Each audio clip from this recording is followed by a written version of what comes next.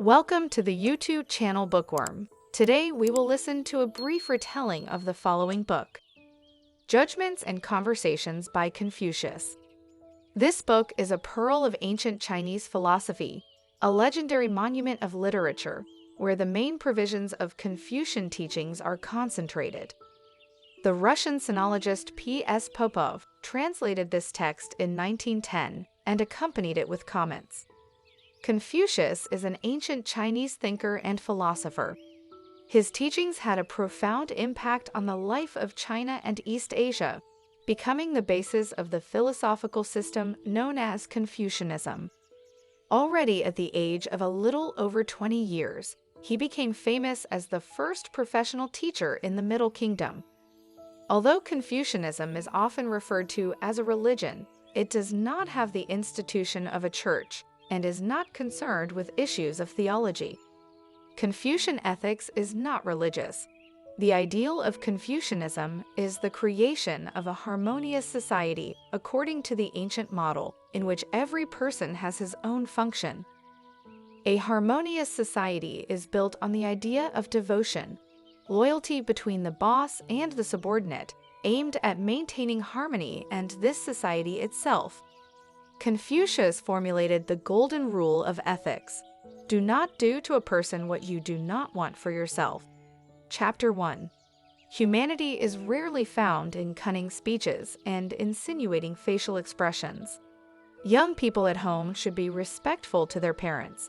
Outside the home, they should be respectful to their elders, be distinguished by caution, sincerity, and truthfulness, abundant love for everyone, and draw close to humane people. If, after doing this, free time remains, then it should be devoted to teaching.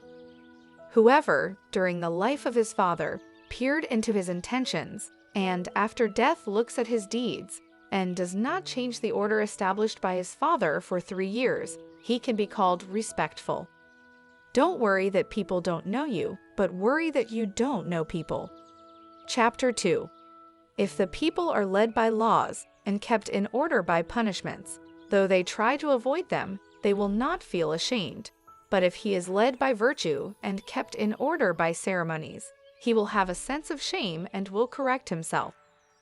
Whoever repeats the old and learns the new can be a leader for others. Without constant repetition, one may fear that the old knowledge will be forgotten, and thus there will be no ground support for acquiring new knowledge. Who is a noble man? The one who acts first and then speaks. A noble husband cares about the general and not about the party interests, and a low man, on the contrary, cares about the party and not about the general interests. Learning without meditation is useless, but thinking without learning is dangerous. Exclusive occupation with alien teachings can only bring harm. Listen a lot and leave aside the doubtful, but speak carefully about the rest. Then there will be few accusations. Watch a lot and leave aside the dangerous, but otherwise act cautiously. Then there will be little reason for repentance. And if there are few accusations in speeches, and few occasions for repentance in actions, then there will be a salary. What needs to be done so that the people will be subdued? If upright people are elevated and dishonest people are eliminated, then the people will be subdued. But if the dishonorable are exalted and straight people removed, he will not be subdued. To make sacrifices to other people's penates is to curry favor. To recognize a duty and not fulfill it is cowardice. Chapter 3. People recognize service to the sovereign and compliance with all the rules as flattery. Chapter 4. A noble man knows duty, but a low man knows profit. When you see a worthy person, think about equalizing yourself with him, and when you see an unworthy person, examine yourself, out of fear that you would not have the same shortcomings. Rarely do they err who behave with restraint. Chapter 5. What I don't want others to do to me, I don't want others to do. Sulu, hearing something good, which he still could not put into practice, was only afraid that he would not hear something else new. Why was Kung Wensu called educated? Despite his quick mind, he loves to learn and is not ashamed to ask questions to the lower ones. which is why he was called educated. 4 qualities of a noble man: modest in his behavior, respectful to elders, generous in the food of the people, and just in the use of their labor. Yan Pingcheng was skilled in dealing with people, maintaining respect for them even after a long acquaintance. Ji Wensu will think 3 times, and then he will execute. Hearing about this, the philosopher said, "And twice is enough." The philosopher said, "I have not seen a person who could notice his errors and inwardly condemn himself for them." Chapter 6. Is it not possible to govern the people, being attentive to oneself and liberal in activity? But to be undemanding both to oneself and to one's activity, wouldn't that be too undemanding?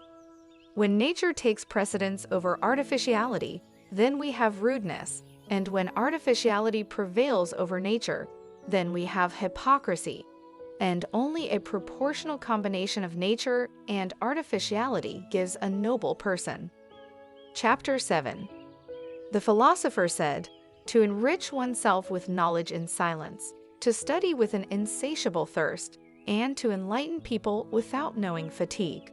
Which of these 3 qualities do I have?" The philosopher taught 4 subjects: letters, morality, devotion, and sincerity. Chapter 8. For a person in a high position, 3 things are important in the rules of conduct: body movements, free from rudeness and negligence, facial expression close to sincerity, and a tone of speech free from vulgarity and incongruity. Chapter 9. The philosopher was free from the following 4 items: prejudice, confidence, stubbornness, and selfishness. Is it possible not to follow reasonable advice? Yes, but in this case, the correction is important. But if a person accepts advice, but does not improve, then I can't do anything about it.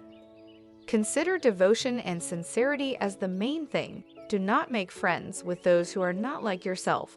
Wrong, do not be afraid to correct. Chapter 10. Lussi wanted to rebuild the long storeroom. Min Sujian said, "I would leave it to the know-old." How do you think? Why rebuild? Confucius said, "This man does not speak in vain, but if he says something, he will certainly hit the nail on the head." Chapter 11. Management consists in relentlessly focusing on it and exercising it without hypocrisy. Zizhang asked, "What should be the scientist who could be called truly glorious?" "Who are you calling truly glorious?" Confucius asked. Zizhang answered, "The one who certainly enjoys fame both in the state and in the family." "But it will be famous and not truly glorious," Confucius objected. "The truly glorious one has natural directness and loves the truth, delves into words and peers into facial expressions, takes care to put himself below others. Such, no doubt, will be truly glorious both in the state and in the family."